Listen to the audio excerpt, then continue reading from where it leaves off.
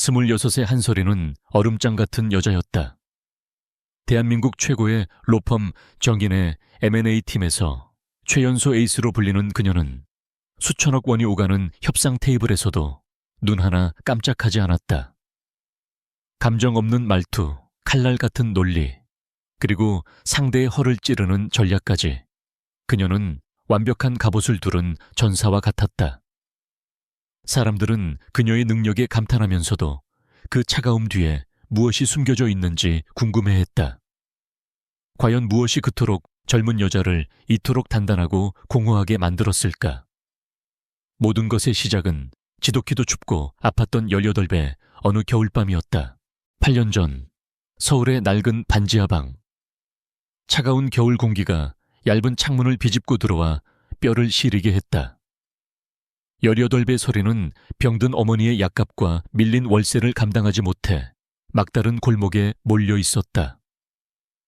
장학금을 놓치지 않기 위해 낮에는 죽어라 공부하고 밤에는 편의점 아르바이트를 했지만 현실의 무게는 가혹하기만 했다. 그러던 어느 날 서리는 우연히 하룻밤에 큰 돈을 벌 수 있다는 특별한 파티에 대한 이야기를 듣게 되었다. 위험한 일이라는 걸 알았지만 어머니의 기침소리가 밤새 귓가에 울리는 그녀에게는 다른 선택지가 보이지 않았다. 화려한 호텔의 연회장, 서리는 어울리지 않는 드레스를 입고 불안한 눈빛으로 주변을 둘러보았다. 위선적인 웃음과 욕망이 뒤섞인 공기가 숨막혔다. 도망치고 싶다는 생각이 들었을 때 한 남자가 그녀에게 다가왔다. 그는 짙은 회색 정장을 입고 있었고 다른 사람들과는 어딘지 다른 분위기를 풍겼다.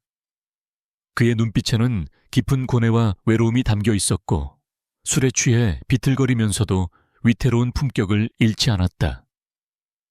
남자는 그녀에게 술을 권하는 대신 조용히 물었다. 여기서 뭘 하고 있는 겁니까?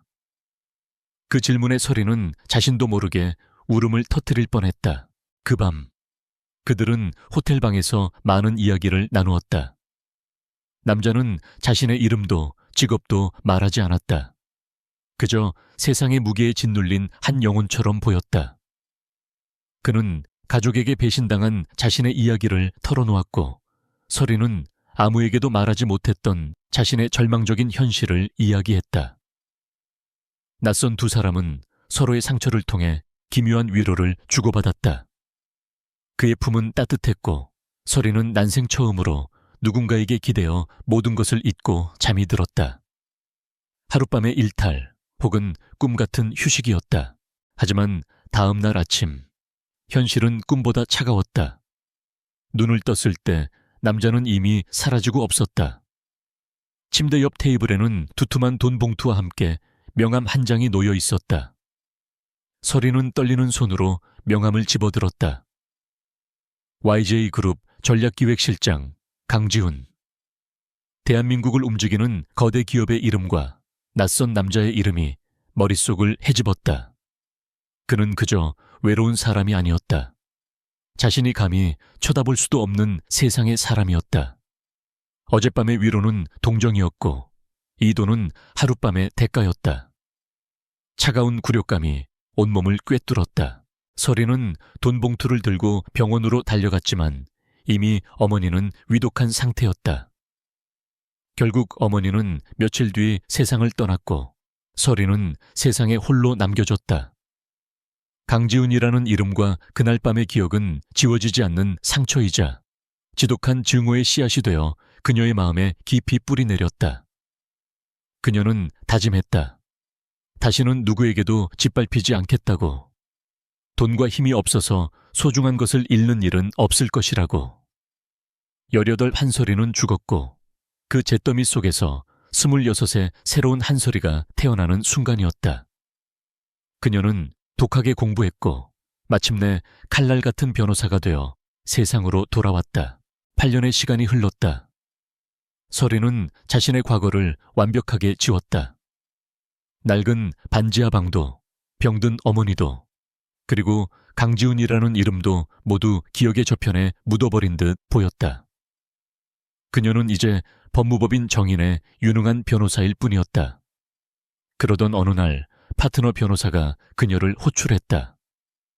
한 변호사, 이번 YJ그룹의 인수합병건 직접 맡아줬으면 좋겠어. 상대는 아주 까다로운 인물이야. YJ그룹의 최연소 CEO 강지훈이라고. 그 이름을 듣는 순간 서리의 심장이 얼음처럼 차갑게 내려앉았다. 8년간 애써 묻어두었던 악몽이 다시 그녀의 눈앞에 선명하게 떠올랐다. 서리는 표정 하나 바꾸지 않고 서류를 받아들었다. 그녀의 눈빛은 그 어느 때보다 차갑고 날카롭게 빛났다. 이것은 우연이 아니었다. 운명이 그녀에게 복수의 기회를 던져준 것이었다. 강지훈, 당신이 내게 남긴 것은 돈과 굴욕감이었지만 이제 내가 당신에게 돌려줄 것은 완전한 패배뿐이다.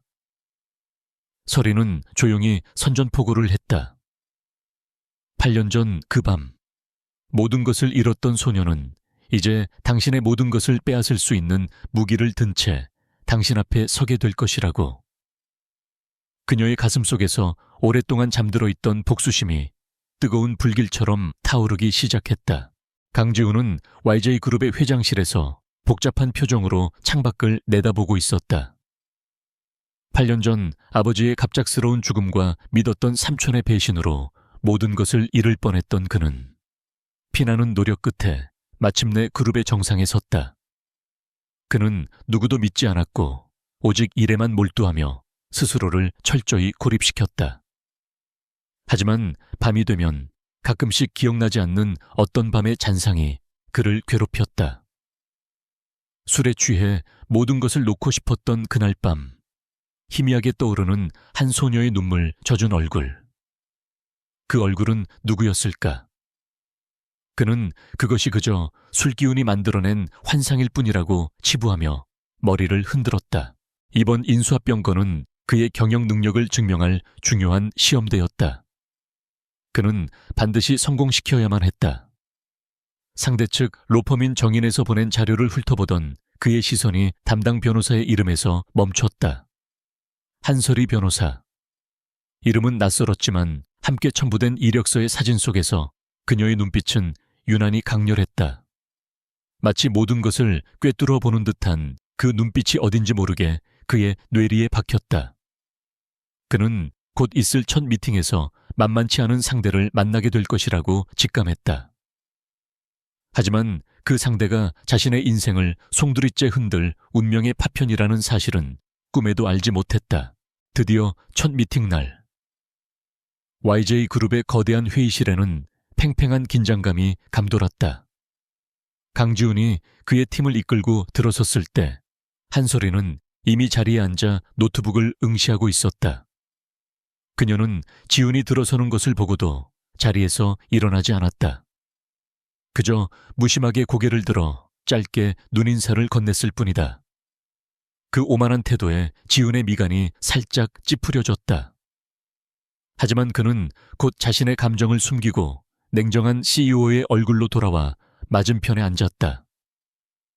드디어 8년 만에 그들은 서로를 마주하고 앉았다.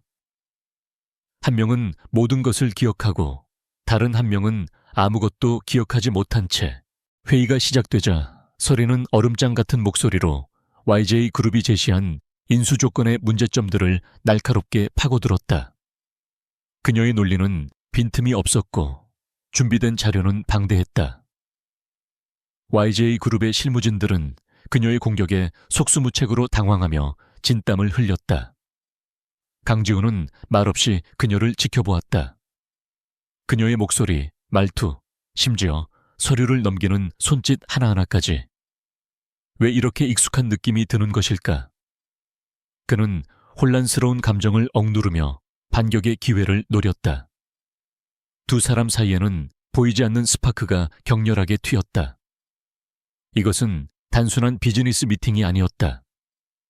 과거와 현재, 증오와 운명이 충돌하는 전쟁의 서막이었다. 서리는 회의 내내 강지훈의 눈을 피하지 않았다. 당신이 나를 기억하지 못하는 것이 당연하겠지. 그 수많은 밤 중 하나였을 테니. 하지만 나는 당신을 단 한순간도 잊은 적이 없다. 당신의 얼굴, 당신의 목소리, 그리고 당신이 내게 안겨준 그 차가운 절망감까지. 그녀는 자신의 감정을 철저히 숨긴 채 오직 변호사로서의 역할에만 충실했다.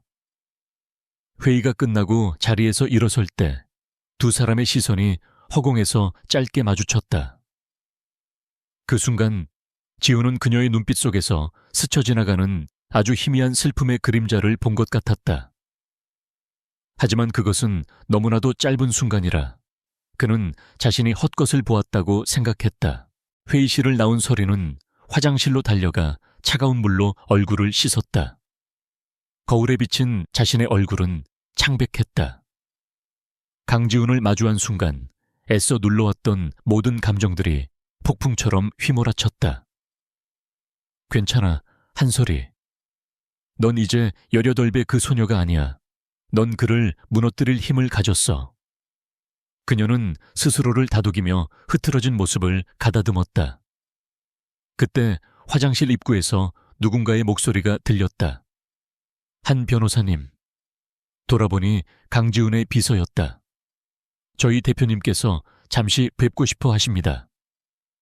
서리는 잠시 망설였지만 이내 마음을 굳혔다. 피할 이유가 없었다. 어차피 이 전쟁은 이제 시작이었으니까. 지훈의 사무실은 그의 성격처럼 차갑고 정돈되어 있었다. 그는 창밖을 보며 서 있었고 서리가 들어오자 천천히 몸을 돌렸다. 오늘 인상적이었습니다, 한 변호사. 그의 칭찬에는 가시가 돋쳐 있었다. 과찬이십니다, 강 대표님. 저는 제 일을 했을 뿐입니다. 서리 역시 지지 않고 응수했다. 지우는 그녀에게 한 걸음 다가서며 나직이 물었다. 우리가 어디서 만난 적이 있습니까? 그 질문에 서리의 심장이 쿵 하고 내려앉았다. 하지만 그녀의 얼굴에는 어떤 미동도 없었다.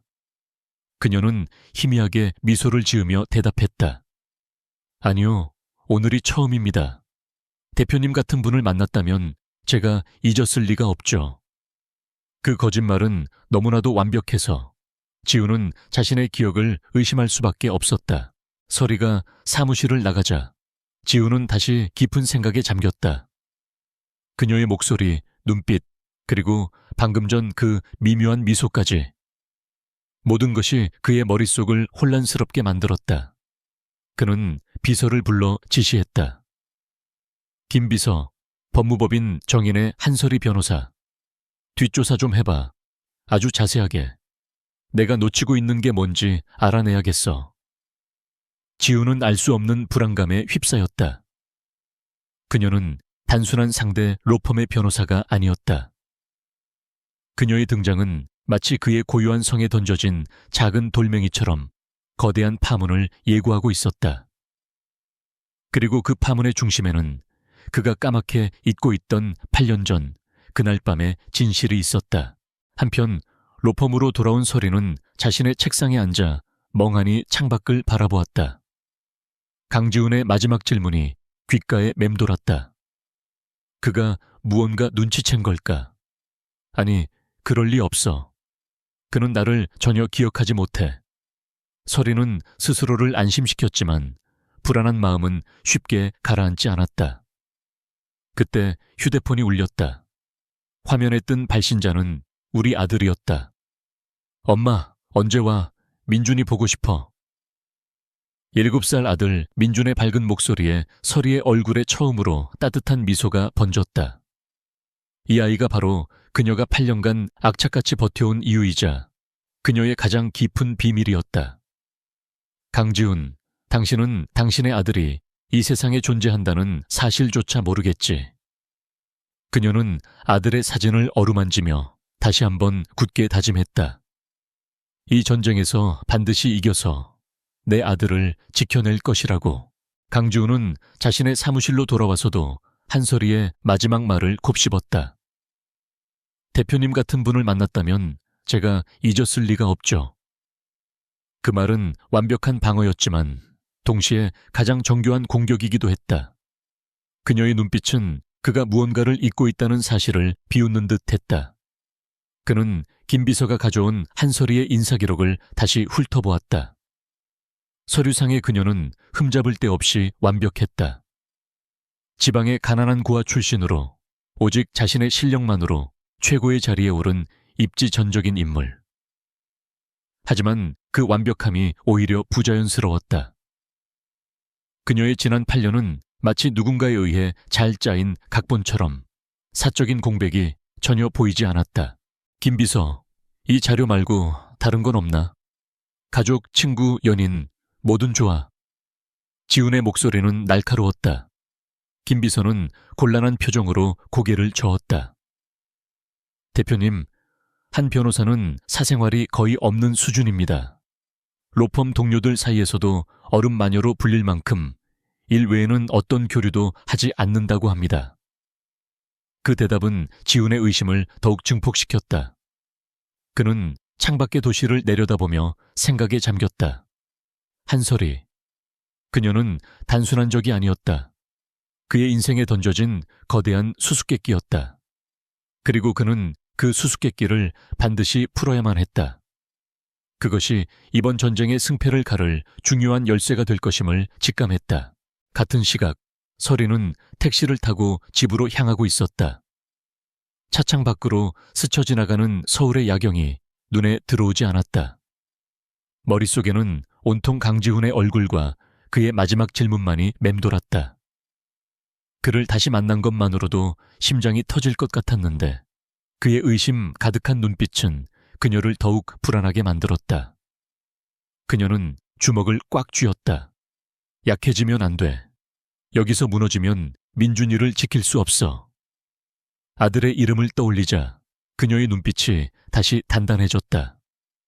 8년간 그녀를 버티게 한 유일한 희망이자 삶의 이유. 그 아이를 위해서라면 악마와도 기꺼이 손을 잡을 수 있었다. 집에 도착하자 작은 아이가 현관문으로 뛰어나왔다. 엄마, 민준이었다. 설이는 가방을 내려놓고 활짝 웃으며 아들을 끌어안았다. 우리 아들 오늘 뭐하고 놀았어? 그녀의 목소리는 로펌에서의 얼음장 같은 통화는 전혀 다른 따뜻하고 부드러운 음색이었다. 민준이는 엄마의 품에 안겨 오늘 있었던 일들을 신나게 제잘거렸다. 그 모습을 흐뭇하게 바라보던 설이는 아들의 뺨에 옅게 남아있는 상처를 발견하고 미간을 찌푸렸다. 민준아, 얼굴은 왜 그래? 또 친구랑 싸웠어? 민준이는 고개를 푹 숙였다. 애들이 아빠 없다고 놀렸어. 그 말에 설이의 심장이 쿵 하고 내려앉았다. 설이는 아무 말 없이 아들을 더 꽉 안아주었다. 미안해 아가. 다 엄마 탓이야. 그녀는 아들에게 아빠의 존재에 대해 제대로 설명해주지 못했다. 세상에 없는 사람이라고 거짓말을 할 수도, 그렇다고 진실을 말할 수도 없었다. 그녀는 민준이의 눈을 마주보며 다정하게 말했다. 민준아, 아빠가 없어도 괜찮아. 엄마가 우리 민준이 2배, 3배 더 많이 사랑해 줄 거니까. 엄마만 믿어, 알았지? 민준이는 그제야 환하게 웃으며 고개를 끄덕였다. 설이는 아들의 웃는 얼굴을 보며 다시 한번 마음을 다잡았다. 강지훈, 당신이 버린 건 나 하나만이 아니야. 당신은 세상에서 가장 소중한 존재를 스스로 걷어찼어. 그 대가를 반드시 치르게 해줄게. 다음 날 YJ그룹은 법무법인 정인으로부터 한 통의 메일을 받았다. 그것은 한설이가 작성한 YJ그룹의 인수합병 계획에 대한 반박 의견서였다. 수십 페이지에 달하는 문서는 날카롭고 논리전견했다. 그녀는 YJ그룹이 제시한 인수가격의 문제점부터 시작해서 합병 이후 발생할 수 있는 법적 리스크, 독과점 문제, 심지어는 기업 문화의 충돌 가능성까지 조목조목 지적했다. 마치 오랫동안 YJ그룹의 내부를 들여다본 사람처럼 그들의 가장 아픈 곳만을 정확하게 찔러왔다. YJ그룹의 전략기획팀은 비상사태에 빠졌다. 그들이 몇 달간 공들여 쌓아 올린 계획이 단 한 장의 의견서로 인해 송두리째 흔들리고 있었다. 강지훈은 보고서를 읽으며 헛웃음을 터뜨렸다. 대단한 여자였다. 그녀의 분석은 단순한 법률 검토 수준을 넘어 M&A 전략 자체를 뒤흔드는 것이었다.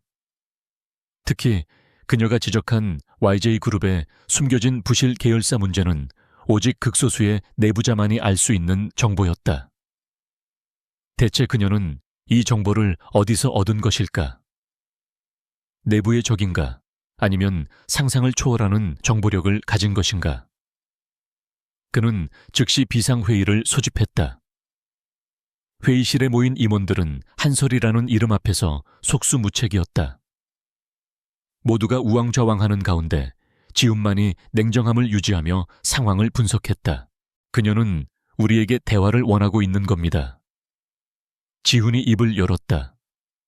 이 모든 문제 제기는 결국 협상 테이블에서 유리한 고지를 점하기 위한 카드일 뿐이야. 그녀가 원하는 게 뭔지 알아내야 해. 회의가 끝나고 지훈은 김 비서에게 정인 측에 연락해 한설이 변호사와의 단독 미팅을 요청하라고 지시했다. 더 이상 팀 단위의 공식적인 만남은 의미가 없었다. 그는 그녀와 직접 마주 앉아 그녀의 진짜 속내를 파헤쳐야만 했다. 이것은 이제 단순한 기업 간의 싸움이 아니었다. 강지훈과 한설이 두 사람의 자존심과 모든 것을 건 전쟁이었다.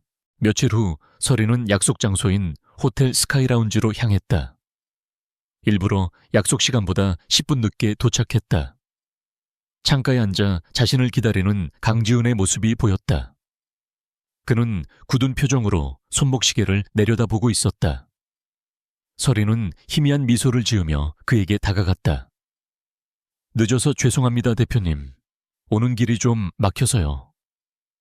그녀의 목소리에는 미안함이 전혀 담겨있지 않았다.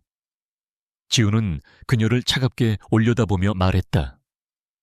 시간 약속은 비즈니스의 기본입니다, 한 변호사. 설이는 그의 맞은편에 앉으며 아무렇지 않게 대꾸했다. 그 기본을 무너뜨리는 게 제 전문 분야라서요. 팽팽한 신경전 속에서 두 사람은 본론으로 들어갔다. 지훈은 단도직입적으로 물었다. 원하는 게 뭡니까? 돈입니까? 아니면 다른 무엇입니까? 설이는 찻잔을 들어 향을 음미하며 천천히 입을 열었다. 제가 원하는 건 제 고객의 이익뿐입니다. YJ그룹이 제시한 조건은 터무니없어요. 저희는 이번 합병을 재검토할 수밖에 없습니다. 그녀의 대답은 원론적이었지만 그 안에는 물러설 생각이 없다는 확고한 의지가 담겨 있었다. 지훈은 마른 입술을 축였다. 한 변호사, 당신 나에 대해 뭔가 알고 있지? 이건 단순한 비즈니스처럼 보이지 않아. 그의 날카로운 질문에 설이의 손이 순간 멈칫했다. 설이는 이내 평정을 되찾고 그를 똑바로 응시했다. 제가 대표님에 대해 알아야 할 게 있나요? 대한민국에서 YJ그룹 강지훈 대표를 모르는 사람은 없겠죠. 냉혹한 승부사, 최연소 CEO. 하지만 그게 전부 아닌가요? 그녀의 반문에 지훈은 할 말을 잃었다. 그녀의 포커페이스는 완벽했다. 하지만 그는 포기하지 않았다. 당신의 그 눈빛, 어딘가 익숙해. 마치 오래전에 내게 깊은 원망을 품었던 사람처럼. 그가 무심코 던진 말에 설이의 심장이 철렁 내려앉았다. 그가 기억해낸 걸까? 아니야, 그럴 리 없어. 그녀는 애써 태연한 척하며 찻잔을 내려놓았다. 그 순간 찻잔이 접시에 부딪히며 날카로운 소리를 냈다. 그 소리에 지훈의 머릿속에서 희미한 기억의 파편 하나가 스쳐 지나갔다. 빗소리, 낡은 호텔 복도, 그리고 겁에 질린 채 울고 있던 한 소녀의 얼굴. 기억은 안개처럼 흐릿했지만 그 소녀의 눈빛만큼은 선명했다. 바로 지금 자신의 눈앞에 앉아있는 한설이의 눈빛과 똑같았다. 지훈은 순간 숨을 멈췄다. 머릿속이 복잡하게 얽히기 시작했다. 설마, 그럴 리가. 8년 전 그날 밤 술에 취해 기억조차 희미한 그 하룻밤의 상대가 대표님, 왜 그러십니까? 서리의 목소리가 그를 현실로 끌어냈다. 그는 혼란스러운 표정을 감추려 애쓰며 말했다. 아무것도 아니오. 잠시 다른 생각을. 그날의 만남은 아무런 소득 없이 끝났다. 하지만 두 사람의 마음속에는 거대한 파문이 일었다. 서리는 지훈이 무언가 기억의 실마리를 잡았을지도 모른다는 불안감에 휩싸였다. 계획을 서둘러야 했다. 더 이상 시간을 끌다가는 모든 것이 위험해질 수 있었다. 그녀는 로펌으로 돌아오자마자 YJ그룹에 대한 2차 공격을 준비하기 시작했다. 그것은 YJ그룹의 주가를 폭락시킬 수 있는 치명적인 정보였다. 그녀는 더 이상 망설이지 않기로 했다. 한편 지훈은 사무실로 돌아와 김 비서를 호출했다. 그의 목소리는 그 어느 때보다 무겁고 진지했다. 김 비서, 8년 전 오늘 내가 어디서 뭘 했는지 알아봐줘. 그날 밤 내 모든 동선을 분 단위로 체크해서 보고해. 그는 이제 확신했다. 한솔이와 자신 사이에는 분명히 무언가가 있었다. 그리고 그 연결고리는 바로 자신이 지워버린 8년 전 그날 밤에 있었다. 그는 자신의 과거를 파헤쳐서라도 그녀의 정체를 밝혀내야만 했다. 테이블 위에서 두 개의 서류가 마주 보고 있었다. 하나는 YJ그룹의 미래가 걸린 인수합병 계획서, 다른 하나는 한솔이의 텅 빈 인사기록 카드. 전쟁은 이제 막 시작되었다. 서로의 심장을 겨눈 채 두 사람은 각자의 싸움을 준비하고 있었다. 한솔이가 준비한 2차 공격은 YJ그룹의 재무제표 깊숙한 곳에 숨겨진 치부를 건드리는 것이었다. 그녀는 밤을 새워가며 인수대상 기업의 회계 장부를 분석했고 마침내 이상한 자금 흐름을 발견했다. 수백억 원에 달하는 돈이 여러 개의 유령 회사를 거쳐 어디론가 증발하고 있었다. 처음 그녀는 이것이 강지훈이 조성한 비자금이라고 확신했다. 복수의 칼날을 더욱 날카롭게 갈 수 있는 완벽한 증거였다.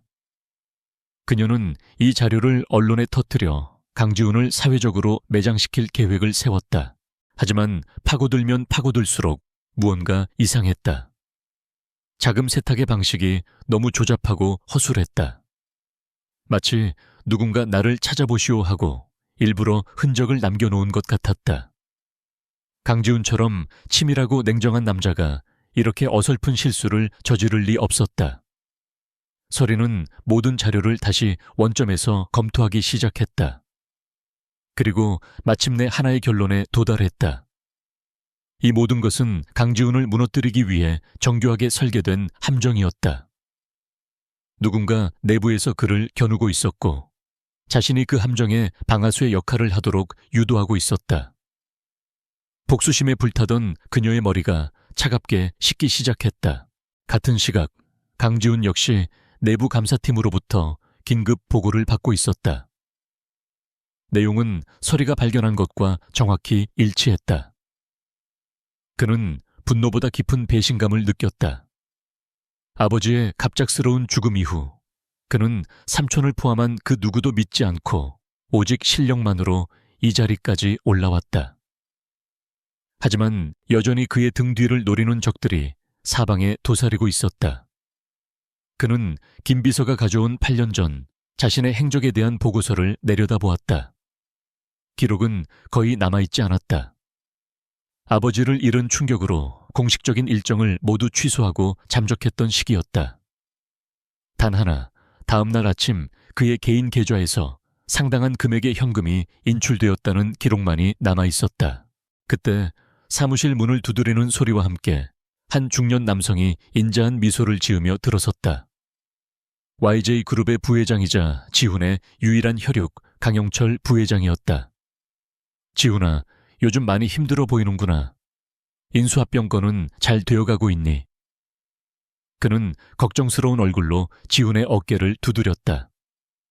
강영철은 언제나 지훈의 든든한 후원자인 척했지만 지훈은 그의 미소 뒤에 숨겨진 서늘한 야심을 알고 있었다. 아버지가 돌아가셨을 때 가장 먼저 회사를 집어삼키려 했던 사람이 바로 그였으니까. 걱정해 주셔서 감사합니다, 부회장님. 순조롭게 진행되고 있습니다. 지우는 감정을 숨긴 채 사무적인 어조로 대답했다. 강영철은 능구렁이처럼 화제를 돌렸다. 듣자 하니 상대 로펌의 한설이라는 변호사가 아주 보통이 아니라더구나.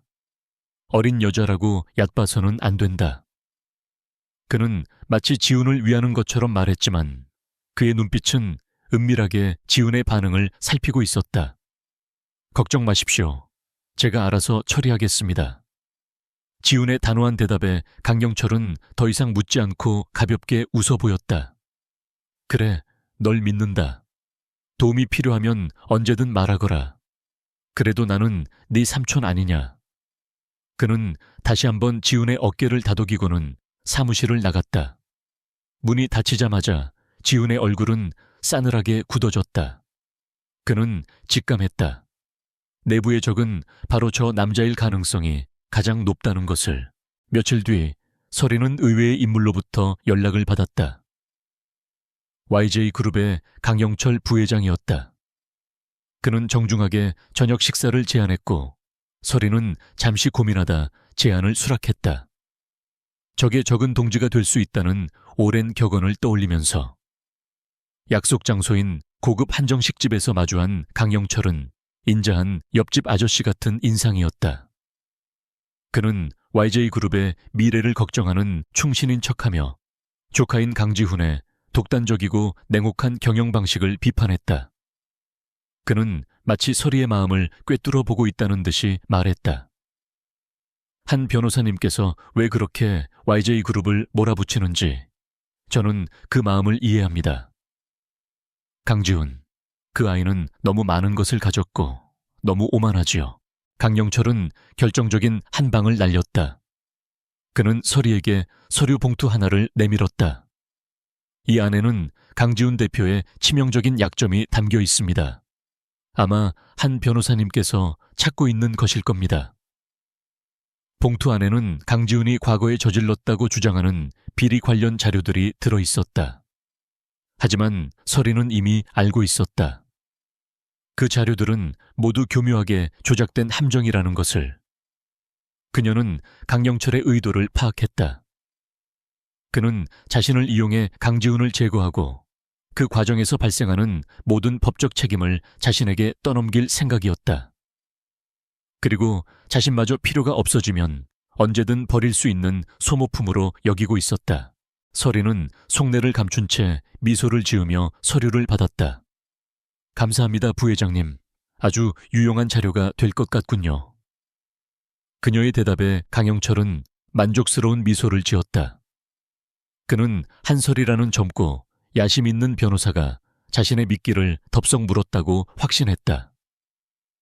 그는 그녀의 복수심을 이용하면 모든 것이 자신의 계획대로 완벽하게 진행될 것이라고 믿어 의심치 않았다.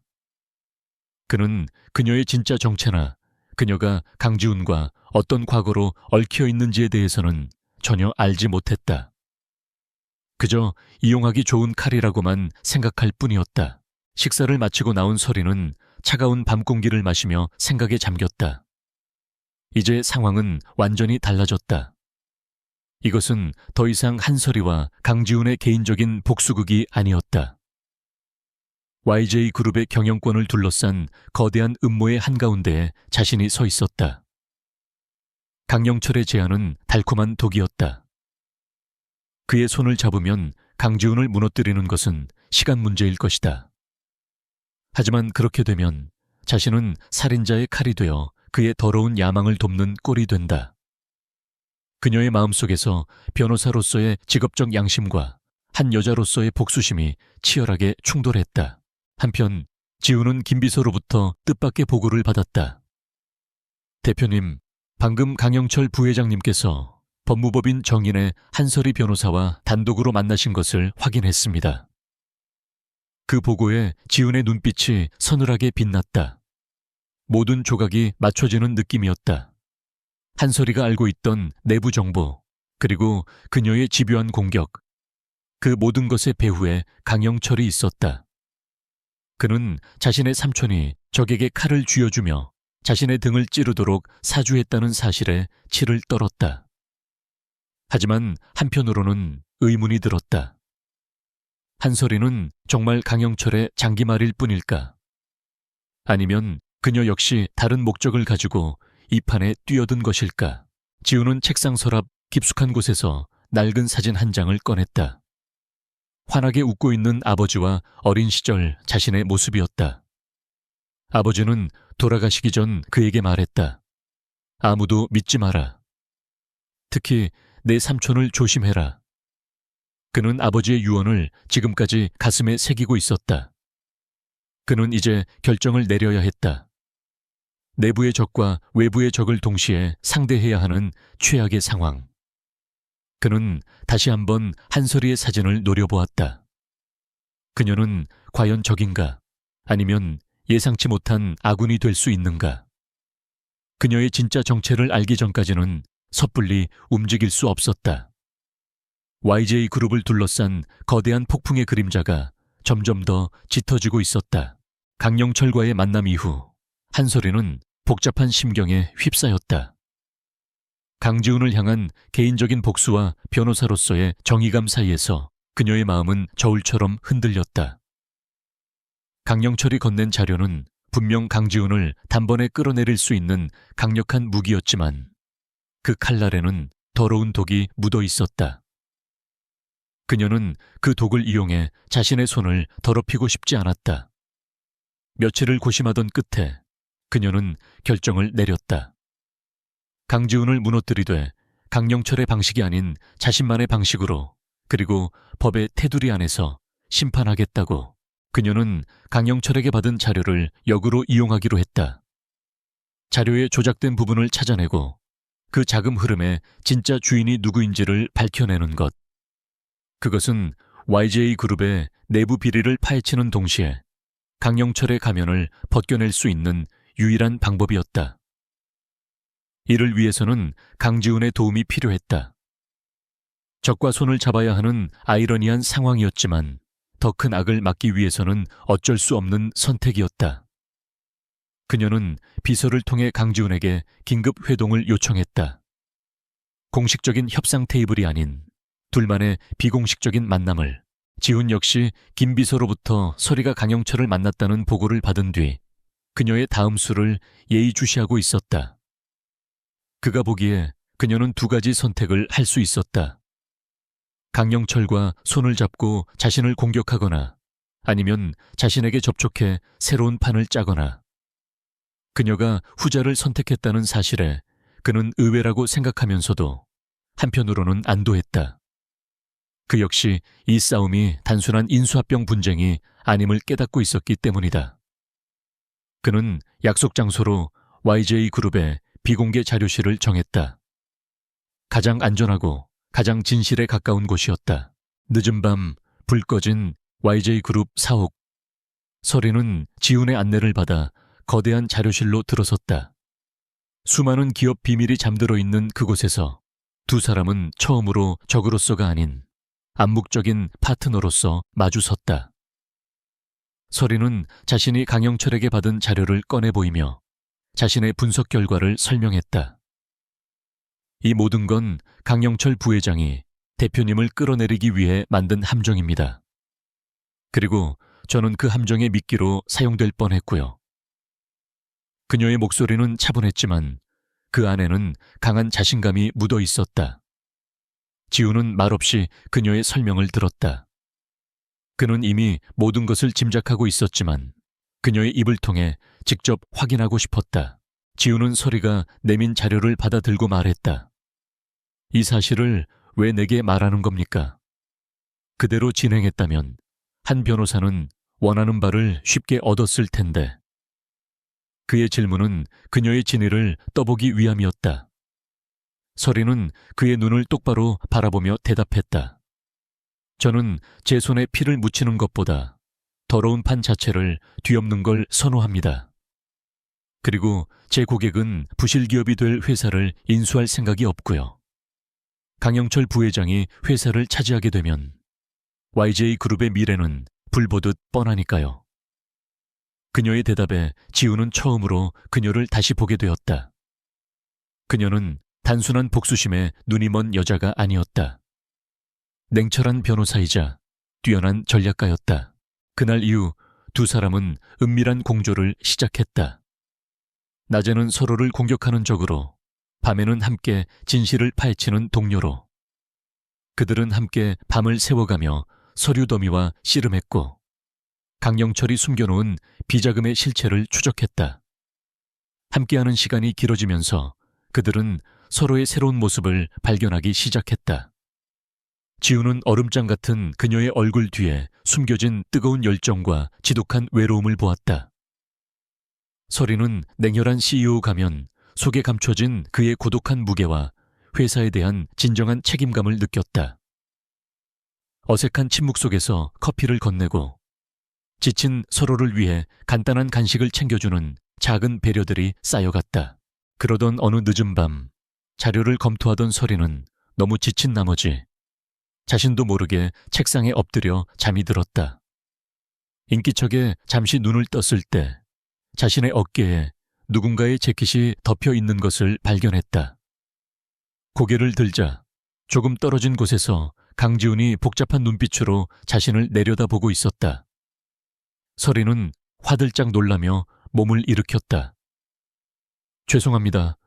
저도 모르게. 그녀의 얼굴이 붉게 달아올랐다. 괜찮소. 잠시 쉬는 게 좋을 것 같군. 지우는 아무렇지 않은 척 말하며 시선을 돌렸지만 그의 심장 역시 미세하게 떨리고 있었다. 잠든 그녀의 얼굴은 너무나 평온했고 8년 전 기억 속 소녀의 모습과 겹쳐 보이며 그의 마음을 어지럽혔다. 그날 이후 지훈의 머릿속은 더욱 복잡해졌다. 한설이에 대한 의심은 확신으로 변해가고 있었다. 그는 김비서를 시켜 8년 전 설이가 살았던 강원도의 작은 해안마을로 보냈다. 며칠 후 김비서로부터 보고가 도착했다. 대표님, 한설이 변호사의 고등학교 생활기록부와 주변인들의 증언을 확보했습니다. 당시 지독한 가난에 시달렸고 홀어머니의 병원비를 감당하기 위해 닥치는 대로 아르바이트를 했다고 합니다. 그리고 김 비서는 결정적인 정보를 덧붙였다. 어머니가 돌아가신 직후 엄청난 금액의 병원비가 익명의 기부자에 의해 현금으로 완납되었습니다. 그 시기가 대표님께서 그곳에 머무셨던 시기와 일치합니다. 보고를 들은 지우는 온몸에 소름이 돋는 것을 느꼈다. 모든 퍼즐 조각이 맞춰지고 있었다. 술에 취해 기억나지 않던 그 밤, 돈 봉투를 두고 나왔던 다음 날 아침, 그 돈이 그녀에게 어떤 의미였는지 그는 이제야 어렴풋이 짐작할 수 있었다. 그녀가 왜 자신을 그토록 증오하는지, 왜 자신의 모든 것을 빼앗으려 하는지. 그는 가슴을 무언가가 무겁게 짓누르는 듯한 고통을 느꼈다. 그는 당장이라도 그녀에게 달려가 모든 것을 확인하고 싶었지만 섣불리 움직일 수 없었다. 아직 그녀에게는 그가 모르는 또 다른 비밀이 있을 것만 같았다. 바로 그녀가 그토록 필사적으로 숨기려 하는 비밀. 지우는 마지막 확인을 위해 설이에게 다시 만남을 요청했다. 이번에는 일이 아닌 개인적인 저녁 식사 자리였다. 그는 일부러 8년 전 그들이 만났던 호텔 근처의 레스토랑을 예약했다. 식사를 하던 중 그는 아무렇지 않은 척 창밖을 보며 말했다. 이 근처에 괜찮은 호텔이 있었는데 8년 전쯤인가 아주 힘든 일이 있었을 때 잠시 머물렀던 곳이오. 그의 말에 와인잔을 들고 있던 설이의 손이 미세하게 떨렸다. 그녀는 애써 표정을 감추려 했지만 순간적으로 스쳐 지나가는 동요를 지우는 놓치지 않았다. 지우는 마지막 쐐기를 받기로 결심했다. 그는 설이의 눈을 똑바로 바라보며 아주 낮고 조용한 목소리로 말했다. 한설이 변호사, 우리는 만난 적이 있지 않소? 8년 전 지독히도 추웠던 어느 겨울밤, 속초의 그 작은 호텔에서. 그는 질문을 던지지 않았다. 마치 모든 것을 알고 있다는 듯 사실을 통보했다. 그 순간 서리가 지난 8년간 쌓아 올렸던 완벽한 얼음의 성벽에 거대한 균열이 생기기 시작했다. 그녀의 눈동자가 세차게 흔들렸고 창백해진 얼굴에는 당혹감과 원망, 그리고 깊은 슬픔이 뒤섞여 있었다. 그녀의 가장 깊은 곳에 묻어두었던 비밀이 드디어 세상 밖으로 터져나오기 직전이었다. 강지훈의 마지막 한마디는 한솔이가 8년간 지켜온 모든 것을 무너뜨리는 망치와 같았다. 8년 전 속초의 그 작은 호텔에서 그가 모든 것을 기억해냈다는 사실 앞에서 그녀의 완벽했던 포커페이스는 산산조각 났다. 그녀는 아무 말도 하지 못했다. 긍정도 부정도 할 수 없었다. 그저 세차게 흔들리는 눈동자로 그를 바라보는 것 외에는. 그 침묵이야말로 가장 확실한 긍정이었다. 지우는 그녀의 반응에서 모든 진실을 읽었다. 가슴 한구석이 서늘하게 아파왔지만 그는 애써 감정을 억누르고 다시 물었다. 왜 말하지 않았어? 서리는 그제야 겨우 입술을 열었다. 그녀의 목소리는 유리 조각처럼 위태롭게 떨리고 있었다. 말했다면 무엇이 달라졌을까요? YG그룹의 후계자께서 하룻밤 상대로 여겼던 여자와 아이를 책임지기라도 하셨을까요? 아니면 돈 봉투 하나를 더 쥐어주며 내 인생에서 꺼지라고 하셨을까요? 그녀의 모든 단어에는 8년간 골마터진 원망과 상처가 담겨 있었다. 나는 당신의 동정 따위는 필요 없었어요. 내 아이는 나 혼자서도 충분히 잘 키울 수 있으니까. 그녀는 자리에서 일어나 차갑게 돌아섰다. 더 이상 그와 마주하고 있을 자신이 없었다. 한편 한솔이와 강지훈의 은밀한 공조를 눈치챈 강영철은 초조해지기 시작했다. 자신이 던진 미끼를 한솔이가 물지 않았을 뿐도 아니라 오히려 자신의 목을 겨누는 칼날이 되어 돌아올 수 있다는 위기감을 느꼈다. 그는 더 이상 시간을 끌 수 없다고 판단하고 한솔이를 완벽하게 제압할 수 있는 가장 확실한 카드를 꺼내들기로 결심했다. 그는 부하를 시켜 한솔이의 뒷조사를 다시 지시했고 마침내 그녀에게 7살짜리 아들이 있다는 사실을 알아냈다.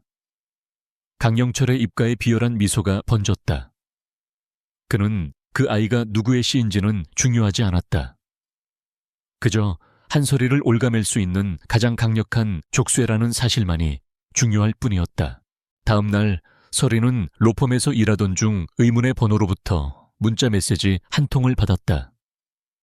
메시지에는 사진 한 장이 첨부되어 있었다. 사진 속에는 유치원 놀이터에서 해맑게 웃으며 놀고 있는 민준이의 모습이 담겨 있었다. 누군가 멀리서 몰래 찍은 사진이었다.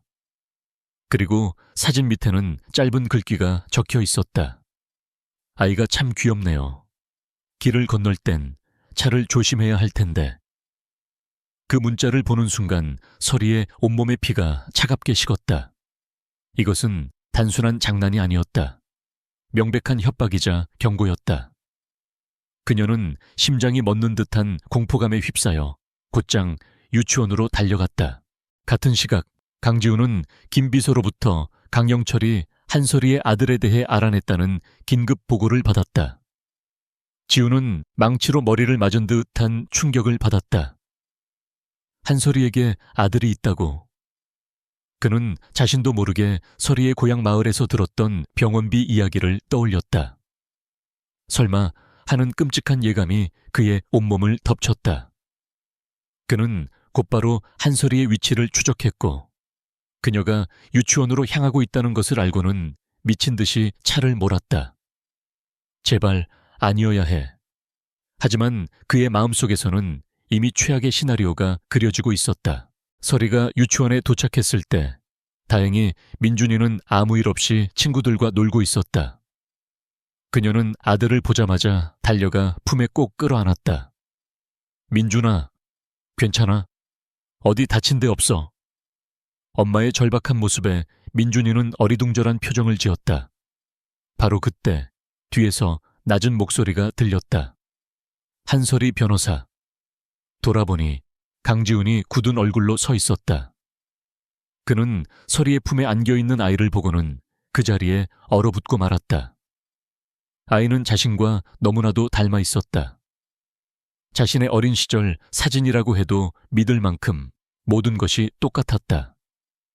짙은 눈썹, 날카로운 콧날, 그리고 고집스러워 보이는 인매까지.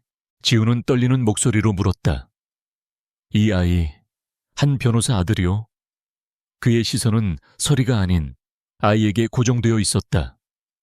서리는 이제 더 이상 숨길 수 없다는 것을 깨달았다. 그녀의 눈에서 뜨거운 눈물이 흘러내렸다. 그녀는 거의 비명에 가까운 목소리로 소리쳤다. 그래요, 내 아들이에요. 당신이 하룻밤의 실수로 여기고 버린 당신 아들이라고요. 그 고백은 천둥처럼 두 사람 사이에 내리꽂혔다. 지우는 아무 말도 하지 못하고 그저 아이와 서리를 번갈아 바라볼 뿐이었다.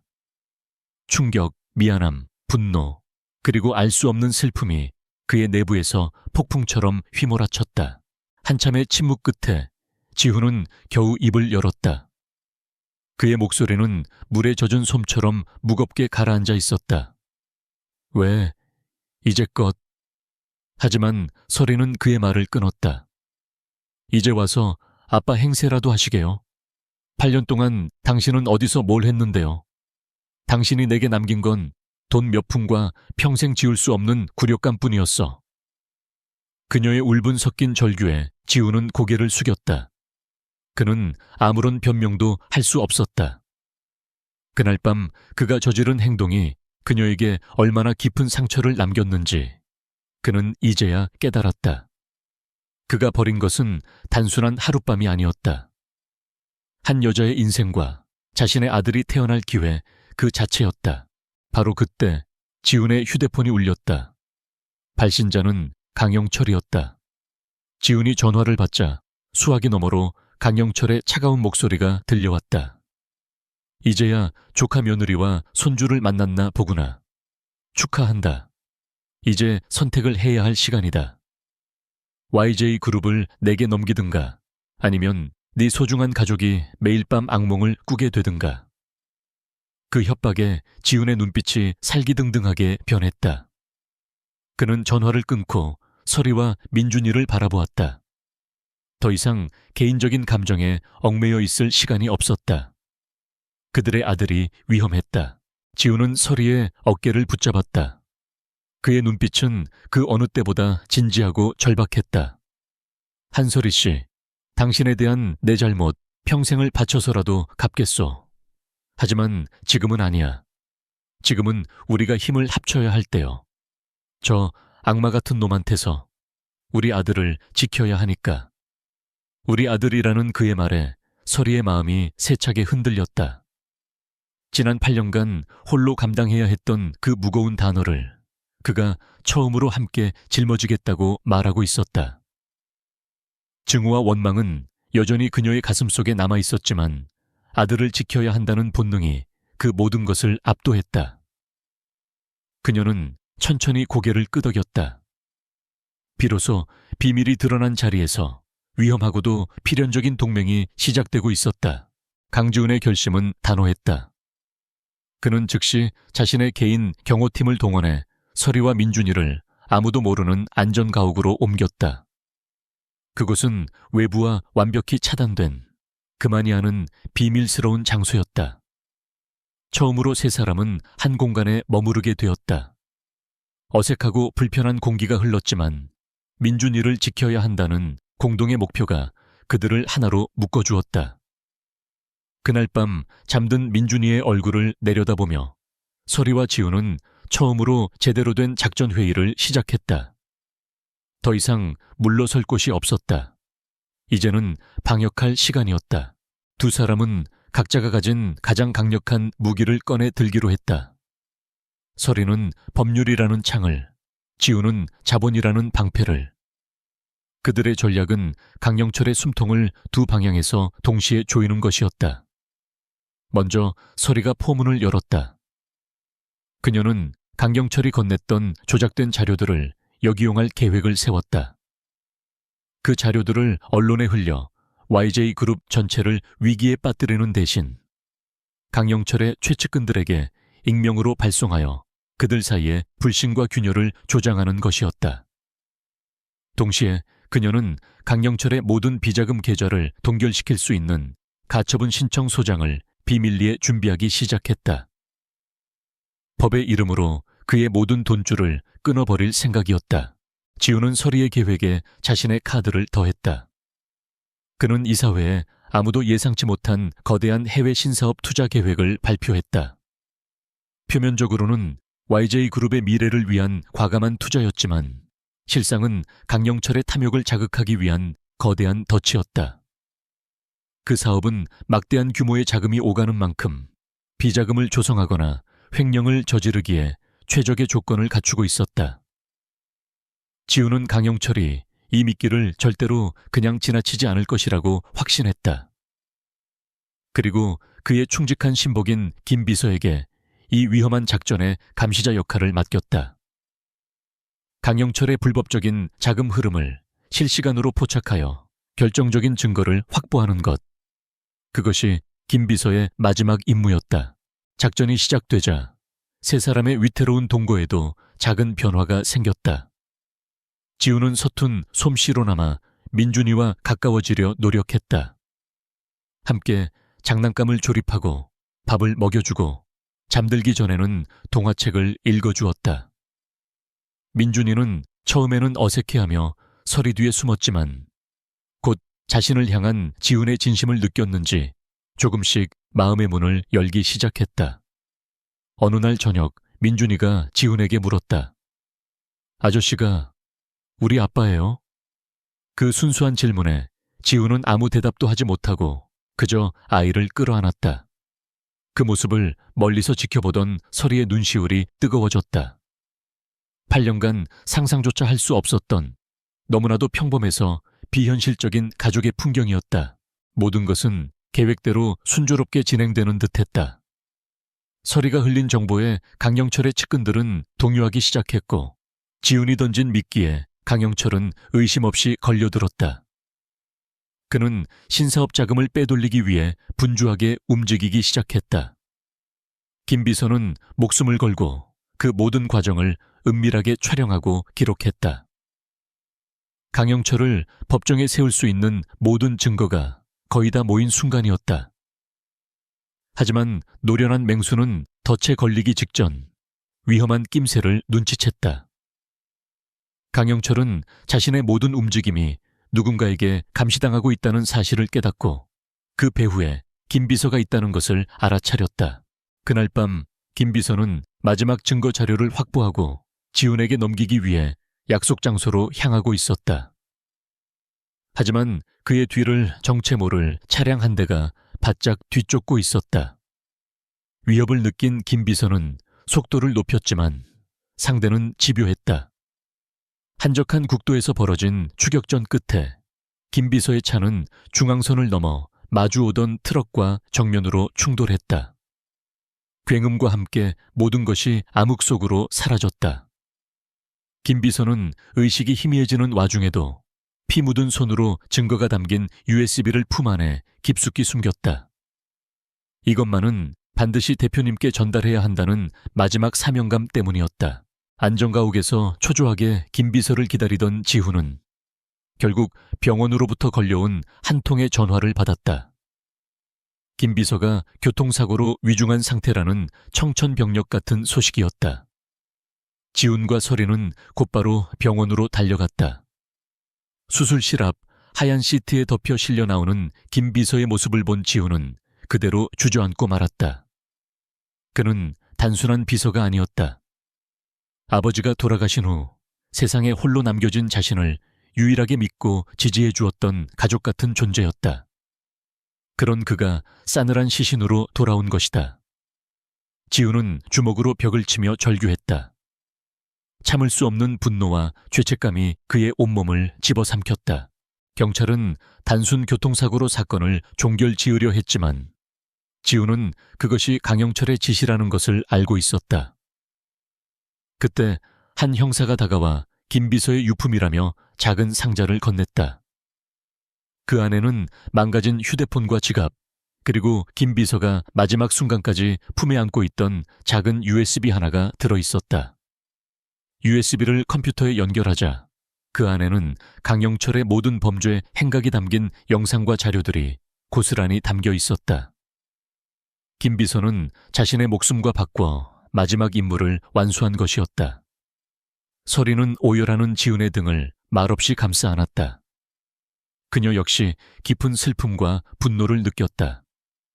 이제 이 싸움은 단순히 YJ그룹을 지키는 것을 넘어 한 사람의 억울한 죽음에 대한 복수가 되었다. 지우는 눈물을 닦고 자리에서 일어났다. 그의 눈빛은 이전과 비교할 수 없을 만큼 차갑고 단단해져 있었다. 슬픔은 거대한 분노가 되어 그의 심장을 집어삼켰다. 그는 서리를 바라보며 낮은 목소리로 말했다. 그가 선을 넘었소. 이제 더 이상 자비는 없소. 그의 목소리에는 서슬퍼런 결의가 담겨 있었다. 서리 역시 굳은 표정으로 고개를 끄덕였다. 그녀의 눈빛 역시 복수심으로 불타고 있었다. 김 비서의 희생은 그들의 마지막 남은 망설임마저 모두 불태워버렸다. 이제 남은 것은 오직 하나, 괴물의 숨통을 끊어버리는 것뿐이었다. 운명의 날이 밝아오고 있었다. 김 비서의 장례식을 마친 다음 날 아침, YJ그룹의 긴급 임시 주주총회가 열렸다. 강영철은 김 비서의 죽음을 단순 사고사로 위장하고 이 모든 혼란의 책임을 강지훈에게 돌려 그의 해임안을 상정할 계획이었다. 그는 이미 상당수의 주주들을 돈으로 매수해놓은 상태였다. 강영철은 자신의 승리를 확신하며 의기양양하게 주주총회장으로 들어섰다. 그의 눈에는 탐욕과 승리감만이 가득했다. 그는 아직 자신의 목에 드리워진 차가운 칼날을 전혀 눈치채지 못하고 있었다. 강지훈은 검은색 정장 차림으로 그 어느 때보다 비장한 표정으로 단상에 섰다. 그의 옆에는 변호사 자격으로 배석한 한설이가 굳은 얼굴로 서 있었다. 회의장 안의 모든 사람들은 숨을 죽이고 지훈의 입을 주목했다. 지훈은 준비된 원고를 옆으로 치우고 무겁게 입을 열었다. 오늘 이 자리에 서기 전 저는 제 가족과도 같았던 한 사람을 떠나보내야 했습니다. 그는 강영철을 똑바로 응시하며 말을 이었다. YJ그룹의 충직한 직원이자 저의 유일한 친구였던 구 김성진 비서의 명복을 빕니다. 그의 갑작스러운 추도사에 회의장은 술렁였다. 강영철은 어이없다는 듯 헛웃음을 치며 지훈의 말을 끊었다. 강 대표, 지금 감상에 젖어 있을 때가 아니네. 회사의 미래가 걸린 이 중요한 자리에서 고작 비서 따위의 죽음을 애도하다니. 당장 당신의 경영 실패에 대해 해명하고 자리에서 내려오게. 그의 오만한 외침이 회의장에 울려 퍼졌다. 그가 자신의 죄를 스스로 드러내는 순간이었다. 지훈은 그를 차갑게 노려보며 말했다. 그 죽음이 바로 당신의 탐욕 때문에 벌어진 일이라면 어떻겠습니까, 부회장님? 모든 사람들의 시선이 두 사람에게 쏠렸다. 바로 그때 한솔이가 자리에서 일어나 단상 위로 올라섰다. 그녀는 침착하고 냉정한 목소리로 말했다. 지금부터 YJ그룹의 대주주이자 강지훈 대표의 법률 대리인으로서 강영철 부회장의 모든 범죄 혐의를 이 자리에서 공개하겠습니다. 그녀의 말에 강영철의 얼굴이 굳어졌다. 서리는 회의장 스크린에 첫 번째 영상을 띄웠다. 그것은 김 비서가 목숨과 맞바꾼 USB 안에 담겨있던 강영철이 부하에게 김 비서를 처리하라고 지시하는 모습이 담긴 CCTV 영상이었다. 회의장은 충격으로 아수라장이 되었다. 강영철은 얼굴이 새하얗게 질린 채 거짓말, 조작된 영상이야 라고 소리쳤다. 하지만 서리는 그의 발악에 아랑곳하지 않고 다음 증거를 제시했다. 강영철이 신사업 투자금을 유령회사로 빼돌리는 모든 과정이 담긴 계좌 추적 자료와 회계 장부였다. 그녀의 논리정연하고 빈틈없는 설명 앞에 강영철을 지지하던 주주들마저 할 말을 잃고 고개를 숙였다. 강영철의 완벽했던 가면이 만천에 벗겨지는 순간이었다. 궁지에 몰린 강영철은 최후의 발악을 했다. 그는 자리에서 벌떡 일어나 지훈과 서리를 향해 손가락질하며 외쳤다. 속지 마시오. 저 두 사람은 불륜관계요. 저 여자는 8년 전 돈을 받고 내 조카와 하룻밤을 보낸 여자라고. 저런 더러운 여자와 노라나 회사를 망치고 있는 건 바로 강지훈이야. 그의 폭언에 서리의 얼굴이 창백해졌다. 하지만 그녀는 무너지지 않았다. 그녀의 옆에 서 있던 지훈이 그녀의 손을 조용히, 하지만 단단하게 잡아주었다.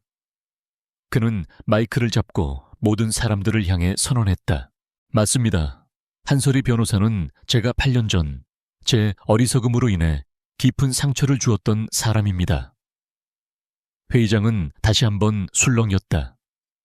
지훈은 서리의 손을 놓지 않은 채 말을 이었다.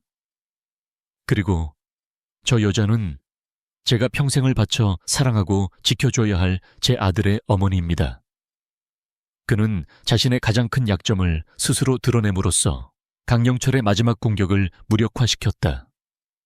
그의 진심 어린 고백에 서리는 뜨거운 눈물을 흘렸다. 8년간의 모든 서름과 아픔이 그 한마디에 녹아내리는 듯했다. 모든 것이 끝났다.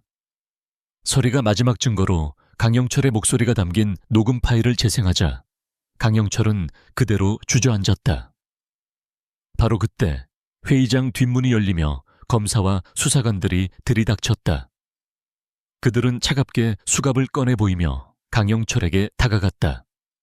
살인교사 및 업무상 횡령 혐의로 긴급 체포합니다. 강영철은 끌려나가는 마지막 순간까지 지훈을 향해 저주를 퍼부었지만 그의 목소리는 더 이상 누구에게도 닿지 않았다. 길고 길었던 전쟁이 드디어 막을 내렸다. 주주총회는 강지훈에 대한 압도적인 지지로 마무리되었다. 하지만 지훈의 얼굴에는 승리의 기쁨이 없었다. 오직 깊은 피로와 슬픔만이 남아있었다. 그와 서리는 쏟아지는 기자들의 플래시 세례를 뒤로하고 조용히 회의장을 빠져나왔다. 차에 오르자 숨막히는 침묵이 두 사람을 짓눌렀다. 전쟁은 끝났지만 너무나 많은 것을 잃었다. 그들의 승리는 김비서의 희생 위에 세워진 것이었다. 그리고 그들 사이에는 여전히 8년이라는 깊은 상처의 강이 흐르고 있었다. 차가 서울의 야경 속을 달리는 동안 두 사람은 아무 말도 하지 않았다. 창밖으로 보이는 화려한 불빛들이 오늘따라 유난히 공허하게 느껴졌다. 지훈은 침묵을 깨고 서리에게 말했다. 미안하오. 그 한마디에는 너무나 많은 의미가 담겨 있었다. 8년 전에 대한 미안함, 이제야 모든 것을 알게 된 것에 대한 미안함, 그리고 그녀와 아들을 위험에 빠뜨렸던 것에 대한 미안함. 서리는 대답 대신 조용히 창밖을 바라보았다. 모든 것이 제자리를 찾았지만 정작 그들 두 사람의 시간은 여전히 8년 전 그 겨울밤에 멈춰 서 있는 듯했다. 이제 그들은 가장 어려운 질문에 답해야 했다. 과거를 용서하고 함께 미래로 나아갈 수 있을까? 모든 폭풍이 지나간 후 서울은 언제나처럼 분주하게 돌아갔다. YJ그룹은 강영철의 구속 이후 대대적인 개혁을 통해 안정을 되찾았고 강지훈은 확고한 리더십으로 회사를 이끌었다. 세상은 다시 평온을 되찾은 듯 보였다. 하지만 지훈과 서리 그리고 민준이 세 사람의 시간은 여전히 조심스럽게 흐르고 있었다. 전쟁은 끝났지만 그들이 함께 넘어야 할 가장 큰 산인 과거라는 상처가 남아있었기 때문이다. 어느 주말 지훈은 서리와 민준이를 데리고 속초로 향했다. 그들의 비극적인 운명이 시작되었던 바로 그 도시였다. 하지만 그는 상처가 서린 호텔이 아닌 조용한 바닷가로 그들을 이끌었다. 세 사람은 아무 말 없이 한참 동안 부서지는 파도를 바라보았다. 민준이는 신이 나서 모래사장을 뛰어다녔고 그 모습을 보던 지훈이 마침내 무거운 침묵을 깨고 입을 열었다. 8년 전 이곳에서 나는 비겁한 도망자였어. 그는 서리를 바라보며 지난 세월 동안 단 한 번도 꺼내지 못했던 진심을 고백했다. 아버지를 잃고 모든 것을 빼앗길지도 모른다는 공포 속에서 나는 세상 모든 것을 증오하고 있었지. 그날 밤 당신을 만난 건 우연이었지만 당신에게서 위로를 받았던 건 진심이었어. 하지만 다음 날 아침 현실을 마주할 용기가 없었어. 당신의 순수함을 돈으로 더럽히고 도망친 내 자신이 지난 8년간 나를 괴롭혔던 가장 큰 지옥이었어. 그는 서리 앞에 고개를 숙였다. 용서해달라는 말은 하지 않겠어. 다만 평생에 걸쳐 당신과 우리 아들에게 속죄하며 살 수 있는 기회를 주시오.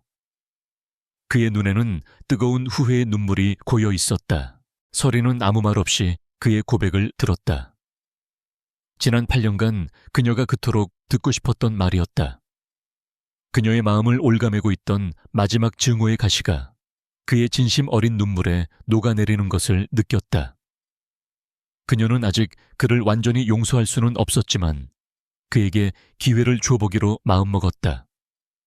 자신을 위해서, 그리고 무엇보다 사랑하는 아들 민준이를 위해서. 그날 이후 지우는 변하기 시작했다. 그는 일에 미쳐있던 과거를 청산하고 가능한 모든 시간을 가족과 함께 보내기 위해 노력했다. 그는 서툰 솜씨로 민준이의 유치원 등원을 돕고 주말에는 함께 공원에 가서 자전거를 가르쳐 주었다. 처음에는 대표님이라고 부르던 민준이가 어느새 아빠라고 부르기 시작했을 때 지우는 난생 처음 느껴보는 벅찬 행복감에 눈시울을 붉혔다. 그는 또한 YJ그룹의 이름으로 거액의 장학재단을 설립했다. 과거의 한솔이처럼 돈 때문에 꿈을 포기해야 하는 아이들이 없도록 돕기 위해서였다. 그의 모든 행동은 서리를 향한 진심 어린 속죄의 표현이었다. 시간이 흘러 첫눈이 내리던 어느 겨울날, 지우는 서리를 데리고 그녀의 어머니가 잠들어 있는 추모 공원을 찾았다. 그는 차가운 비석 앞에 무릎을 꿇고 한참 동안 아무 말도 하지 못했다. 그리고 마침내 떨리는 목소리로 약속했다. 어머님, 제가 서리 씨와 민준이 평생 행복하게 해주겠습니다. 하늘에서 꼭 지켜봐 주십시오. 그의 진심에 서리는 더 이상 눈물을 참을 수 없었다. 그녀는 지훈의 등을 끌어안으며 속삭였다. 고마워요. 그리고 이제 당신을 용서할게요. 그 순간 두 사람을 가로막고 있던 8년의 겨울이 비로소 끝이 났다. 그날 저녁 집으로 돌아온 지훈은 잠든 민준이의 방을 조용히 나온 서리를 거실에서 기다리고 있었다. 그는 서리의 앞에 서서 떨리는 손으로 작은 벨벳 상자를 꺼냈다. 상자 안에는 화려하지는 않지만 밤하늘의 별처럼 영롱하게 빛나는 작은 다이아몬드 반지가 들어있었다. 한서리 씨, 8년 전 당신은 절망에 빠진 나를 구해줬고 지금의 당신은 증오로 가득했던 나를 구원해 줬소. 당신은 내 인생의 유일한 빛이야. 그는 그녀의 손을 잡고 반지를 끼워주며 말했다. 나와, 그리고 민준이와 진짜 가족이 되어주겠소. 서리는 눈물을 흘리며 고개를 끄덕였다. 그녀의 손가락에 끼워진 반지가 거실의 불빛을 받아 따뜻하게 빛났다. 두 사람은 서로를 끌어안고 오랫동안 그 온기를 나누었다. 수많은 오해와 상처, 증오와 복수를 넘어 그들의 사랑은 마침내 제자리를 찾았다. 그것은 운명이 던진 가혹한 시련을 이겨내고 얻은 세상에서 가장 단단하고 소중한 결실이었다. 1년 후 따스한 햇살이 내리쬐는 어느 봄날, 푸른 잔디가 깔린 작은 정원에서 아름다운 결혼식이 열렸다. 화려한 웨딩드레스 대신 단아한 흰색 원피스를 입은 서리는 세상에서 가장 행복한 미소를 짓고 있었다. 턱시도를 입은 지우는 그런 그녀의 곁을 든든하게 지켰다. 그리고 두 사람의 사이에서 멋진 나비 넥타이를 맨 민준이가 반지 상자를 들고 환하게 웃고 있었다. 길고 길었던 아픔의 시간을 지나 18살의 그녀는 마침내 자신의 진정한 행복을 찾았다. 하룻밤의 실수로 시작된 인연은 이제 평생을 함께할 운명이 되어 그들의 삶을 찬란하게 비추고 있었다.